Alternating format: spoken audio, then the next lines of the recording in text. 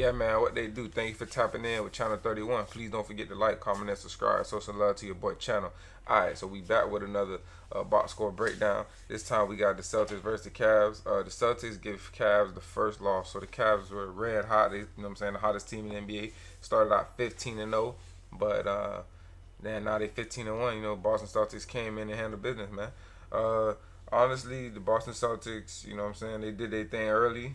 They were able to get a big lead, and you know what I'm saying, they were able to just continue to hold that lead. The Cavaliers did a good job of continuing to fight and continuing to just claw back into the game. They were even able to get the game as close as two or even tie it. But you know, the Celtics, they just continue with their shot making. Like the way the Celtics rain 3-point shots, it's gonna be hard to even beat these guys. Like they're not even at full strength, and it's hard to beat them.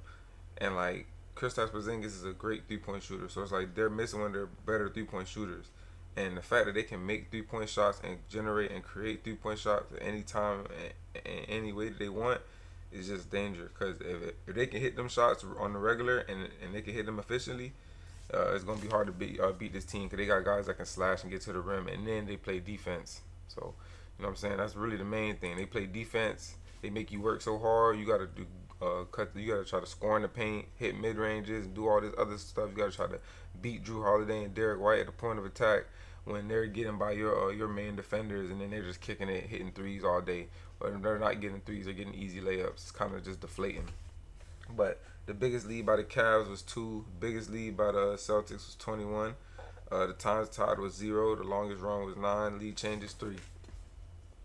All right, so getting to the leading players, we got Donovan Mitchell, 35. We got Tatum, 33. We got 11 rebounds by Evan Mobley. We got 12 by Tatum. We got 7 assists by Garland. We got 8 assists by Brown. One block by Garland, and 3 blocks by Horford. So shout out to the old man doing his thing out there. He definitely was hitting some big shots. Shout out to Horford. It seemed like he just ain't gonna never be done playing. So the Celtics outscored the Cavaliers by 3. They out rebounded them by 1. Out assisted them by 2. The game pretty much was close in every area. Honestly, the game wasn't. I wouldn't say the game's not as close as the stats tell it. Like if you look at the stats, you'll say, oh yeah, this was neck and neck the whole game, but it really kind of wasn't. Um, the Celtics ended up winning the stock battle by 1. The Cavaliers did end up having less turnovers, so that there was an advantage for them, you know, to help them stay in the game. The Celtics did turn the ball over 13 times. It wasn't a lot, but you did have more turnovers than them, and that does generate into you know, like fast break points and things like that, and more shots for the other team. But the Celtics did. So this is really what did it for the Cavs. The Cavs had a miserable game from the 3-point line. They shot efficiently from the three. I mean, they shot efficiently from the field at 49%, but they shot 34% for the 3-point line, which is just miserable. And the Celtics shot 51% from the field, and they shot 53% from the three, which is elite efficiency. They didn't do as well from the free throw line at 71%, but the Cavs beat them out at 88%. So the Cavaliers did dominate with the points in the paint, which is really not a surprise at all, because that's just the Celtics style. The Celtics, they do slash and they do get layups, but they don't really post up anybody. So it's kind of just like a drive and kick scheme. So majority of the offense is tailored around getting up 3-point shots. So the points in the paint battle is not surprising. You got like Donovan Mitchell slashing, and you got Evan Mobley and Jared Allen, man in the paint. Actually, I don't even know if Jared Allen. I don't even believe Jared Allen played.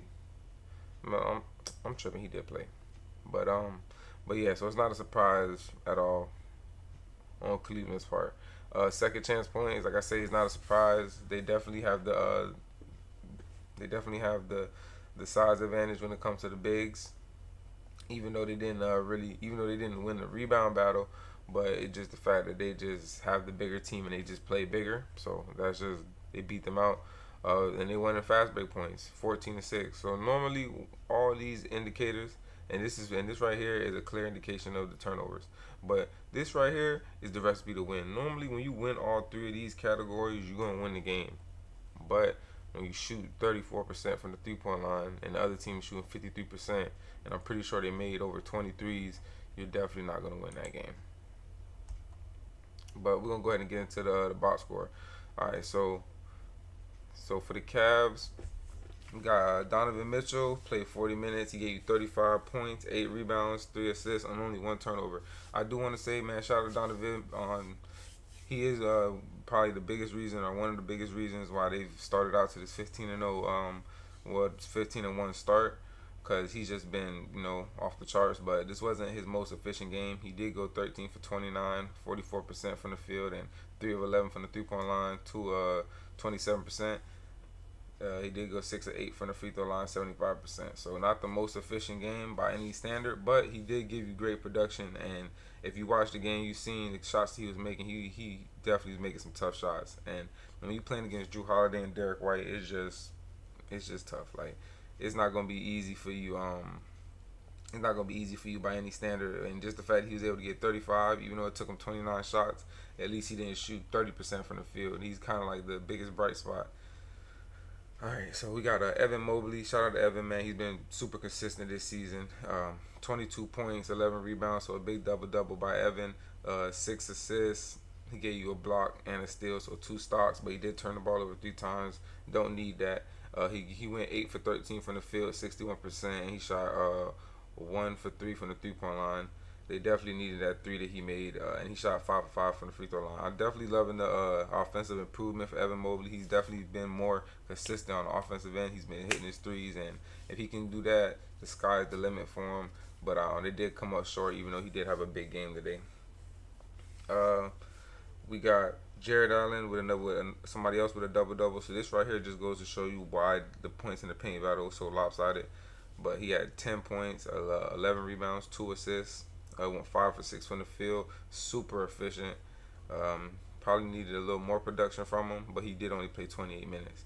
So, and this is really the big reason why they lost right here. Darius Garland, he played 31 minutes, and Darius Garland been, like, last season he wasn't very good, but this season, to start the season, he bounced back in a major way, and he's been on fire. But this is not the output you need when you're playing against the defending champs and you're trying to reach 16-0.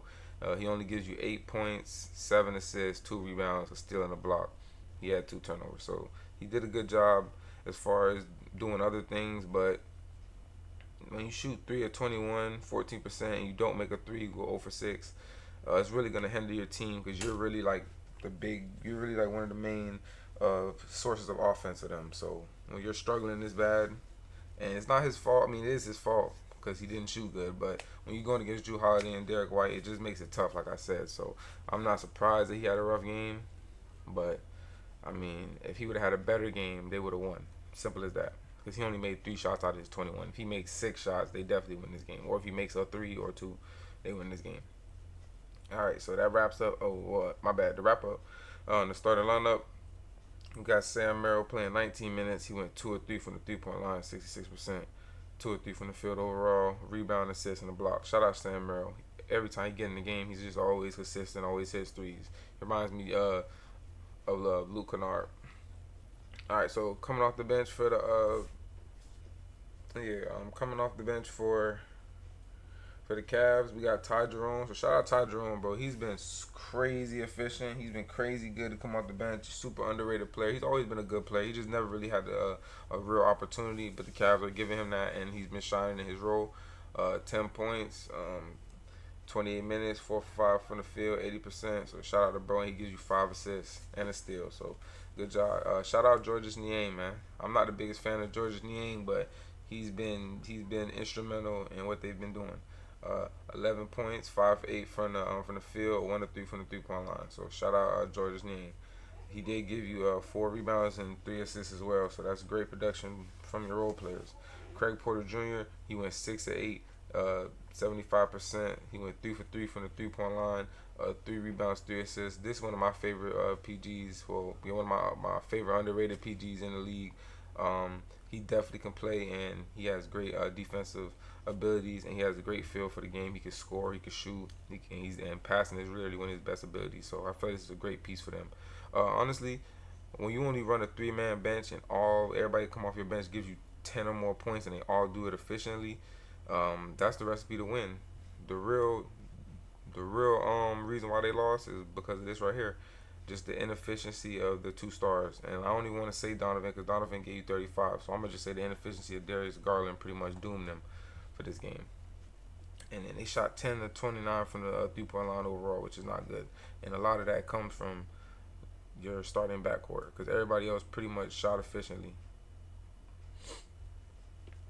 All right, so to get into the Celtics box score, we got Tatum with 33 big points. Shout out Tatum, man. He's definitely been on a tear. He should definitely be, if not two, he should be like top three in the MVP race because he's been super consistent this season. I believe he's like top three in points.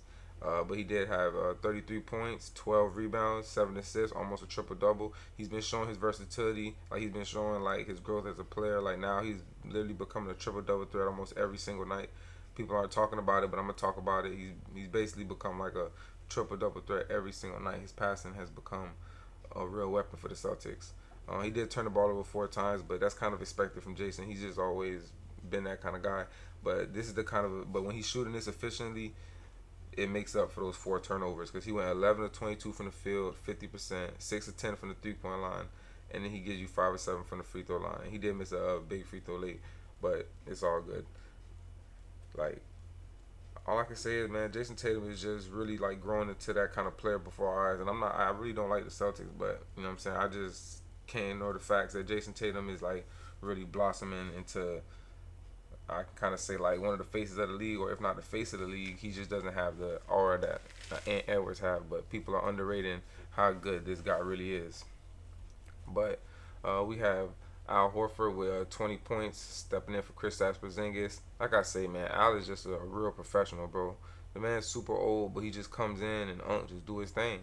Like, he went 7 of 11 from the field, 63%. 4 or 5 from the 3-point line, 80%, and then he made both of his free throws. Then he gives you 7 rebounds and assists and 3 big blocks with no turnovers in 31 minutes, man.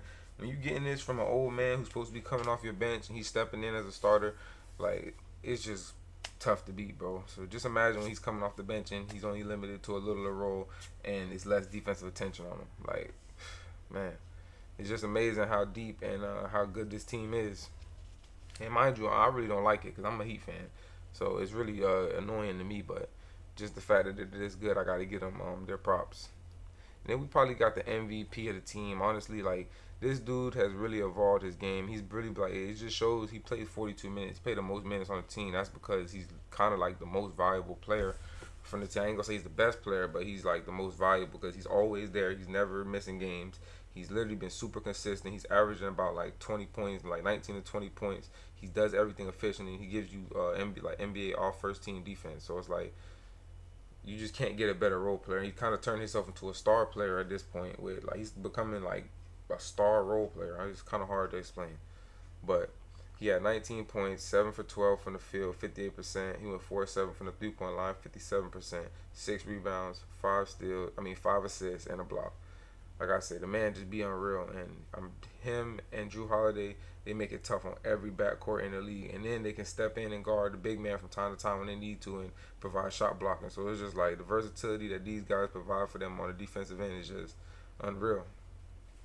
But we also got Jaylen Brown, you know what I'm saying, Mr. Finals MVP. So my guy had a quiet little 17 points. He not the most efficient game, but he did give you 8 assists to make up for his lack of efficiency. He did turn the ball over 4 times, but just like Tatum, that's kind of expected, and he gave you a steal. Like I said, not the most efficient game. 7 and 17 from the field, 41%. For the 3-point line, he went 2 of 7 at 28%, and then he did miss one of his 2 free throws.